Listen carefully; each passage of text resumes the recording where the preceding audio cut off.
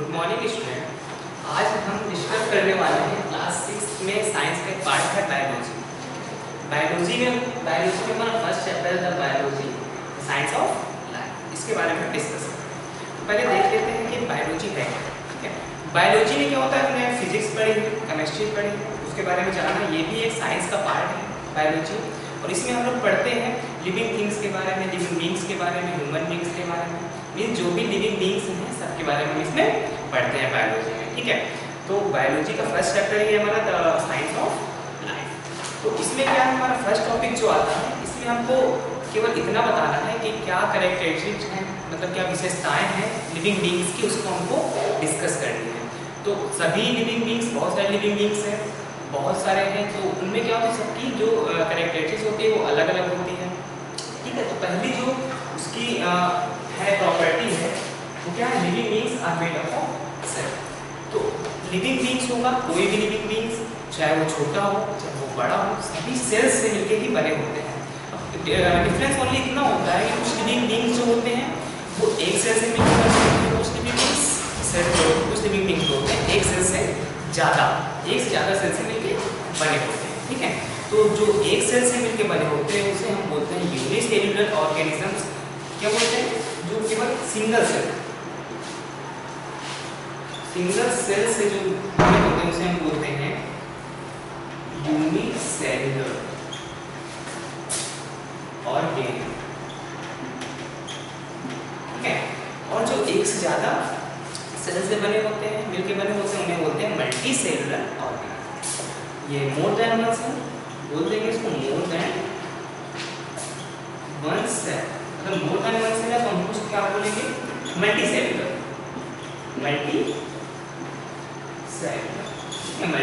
Organism. तो ये चीज क्लियर होगी। अब जो इससे एग्जांपल देख लेते हैं कि यूनिसेलुलर ऑर्गेनिज्म कौन कौन से होते हैं। जैसे कि हमारा बैक्टीरिया हो गया, केवल एक ही सेल होता है उसमें। ठीक है, अब बैक्टीरिया वगैरह क्या होते हैं, जब ये सेल जो होते हैं बहुत ही छोटे होते हैं तो इन्हें हम अपनी आंखों से देख नहीं सकते। मतलब क्या होता है कि अगर हम चाहें तो डायरेक्टली जैसे हम सभी चीज़ों को देख पाते हैं, इनको नहीं देख सकते, तो हम यूज़ करते हैं माइक्रोस्कोप का। माइक्रोस्कोप के यूज से हम देखते हैं किसको, यूनिसेलुलर ऑर्गेनिज्म को या सेल्स को देखते हैं। ठीक है, और मल्टी सेलुलर ऑर्गेनिज्म में क्या क्या आता है, बर्ड्स आती हैं, ट्रीज आती हैं, ह्यूमन बीइंग आते हैं, ये सब किसमें आते हैं, मल्टी सेलुलर। ठीक है, अब फर्स्ट टॉपिक क्लियर हो गया होगा, क्या है सेल, किससे बने होते हैं, सेल से मिलकर बने होते हैं, एक सेल से मिलकर कौन बना होता है, एक से ज्यादा सेल से मिलकर कौन बना होता है, वो क्लियर हो गया होगा।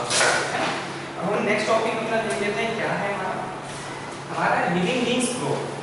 अब लिविंग बींग्स बढ़ते भी है ना, जैसे कि हम ले लेते हैं ट्रीज को ले लेते हैं।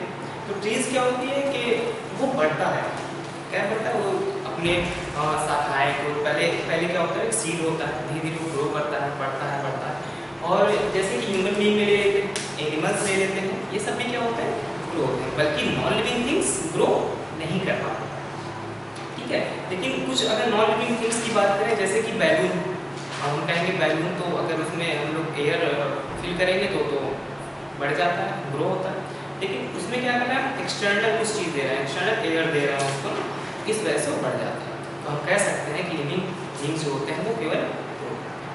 ठीक है, अब लिविंग बींग्स, जितने भी लिविंग बींग्स होते हैं सभी को फूड की भी जरूरत होती है।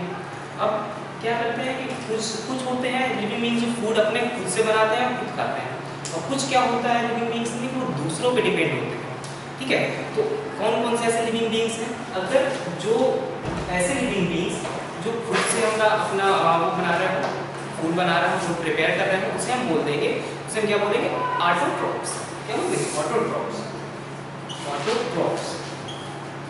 ऑटोट्रॉप्स कौन से होते हैं, जो खुद से अपना फूड प्रिपेयर कर रहे हैं। जैसे कि प्लांट ले लेते हैं, प्लांट क्या करता है, खुद से अपना फूड प्रिपेयर करता है ना, और किसके प्रेजेंस में फूड प्रिपेयर करता है, उसमें उसको चाहिए होता है, वाटर चाहिए होता है, सनलाइट चाहिए होता है ना, और कार्बन डाइऑक्साइड चाहिए होता है, तो वो क्या करता है, अपना फूड प्रिपेयर कर लेता है।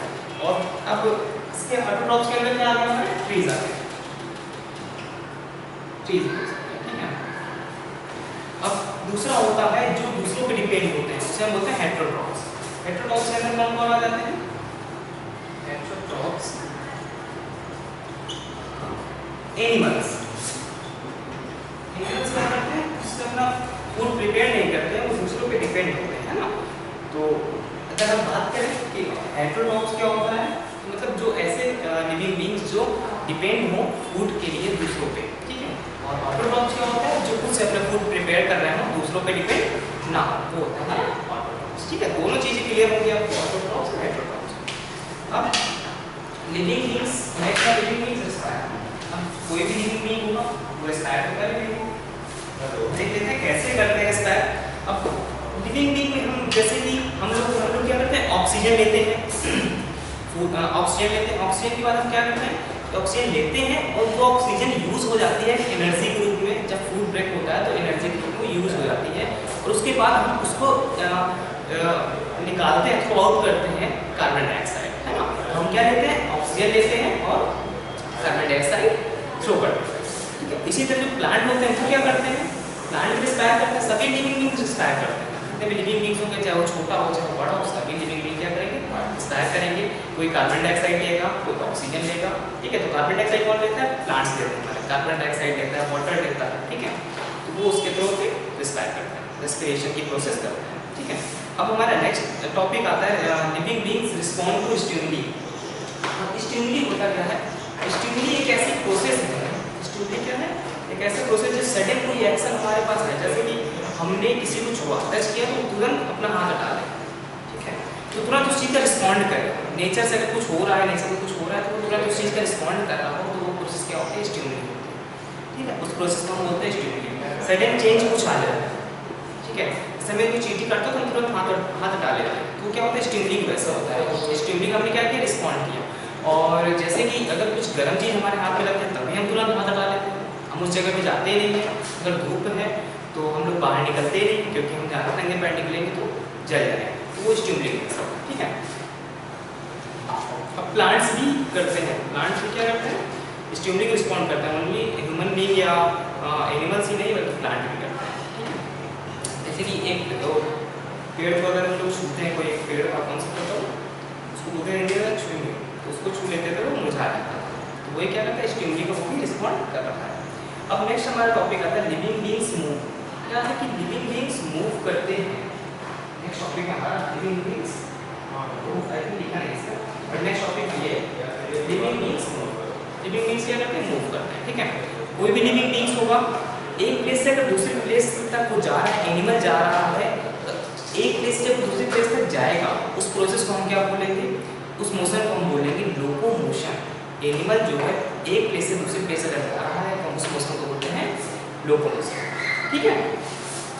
अब क्या करता है कि सभी लिविंग बीइंग्स, सब प्लांट क्या होता है, प्लांट भी मूव करते हैं, अपनी जो है लीव्स को मूव कराते हैं, ठीक है, अपनी ब्रांचेस को मूव कराते हैं। एयर चलती है तो ब्रांचेस भी मूव होती हैं, लीव्स भी मूव होती है, तो हम कह सकते हैं कि हाँ प्लांट भी मूव कर रहा है, मूव करा रहा है प्लांट अपनी उसको लीव्स को, ब्रांचेस को। अब नेक्स्ट आता है हमारा कि कुछ नॉन लिविंग थिंग्स भी मूव करते हैं, अब खुद से नहीं मूव करते, लेकिन वो जब उसको एक्सटर्नल सोर्स ऑफ एनर्जी हम दे रहे हैं, ठीक, किसी दूसरी तरह की एनर्जी दे करके उसको हम मूव कर रहे हैं, तो हम ये कह सकते हैं कि हाँ एक्सटर्नल, ये खुद से मूव नहीं हो रहे हैं, इन्हें एक्सटर्नल एनर्जी दी जा रही है, एक्सटर्नल सोर्स ऑफ एनर्जी दिया जा रहा है ताकि वो मूव कर रहे हैं, ठीक है।